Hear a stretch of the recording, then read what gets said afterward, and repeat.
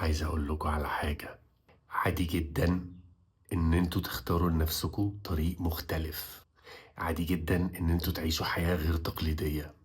كل ما بنكبر في السن كل ما بنكتشف انه على حسب طبعا كل واحد فينا كان ماشي بدماغه ولا بيسمع كلام الناس اللي حواليه وبيعمل اللي هم بيقولوا عليه.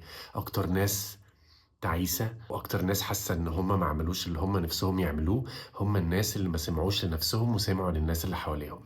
في مجتمعاتنا بالذات بتبقى اصعب بكتير ان احنا نعبر عن نفسنا الحقيقية.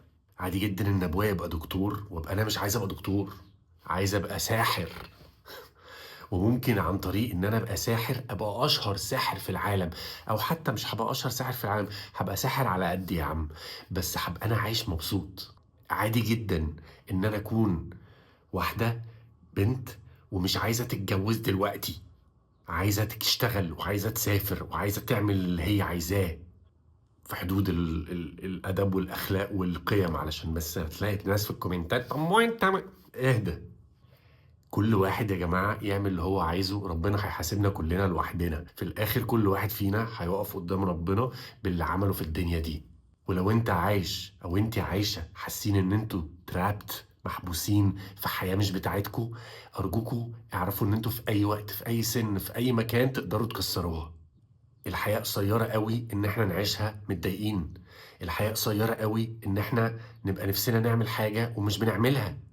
حتى لو جربنا نعمل حاجة وما عرفناش نعملها، احساسنا ان احنا جربنا وما عرفناش وقررنا من نفسنا ان احنا نجرب حاجة تانية، ده احساس بيحرر البني ادم من جواه. لازم نبطل ان احنا نعلم عيالنا ان هم يبقوا علب. يعني احنا كاهالي، واعتقد في الجيل بتاعنا والجيل الاصغر مننا والجيل الاكبر مننا، في تطور ملحوظ في فكرة ان احنا مش لازم نكبت على نفس العيال علشان يطلعوا بالظبط زي ما احنا عايزين. لان في اغلب الاوقات لما بنبقى عايزينهم يطلعوا بالظبط زي ما احنا عايزين، احنا بنبقى عايزين نحقق طموحات احنا فشلنا فيها في عيالنا. وده في قمة الأنانية وفي قمة قصر النظر.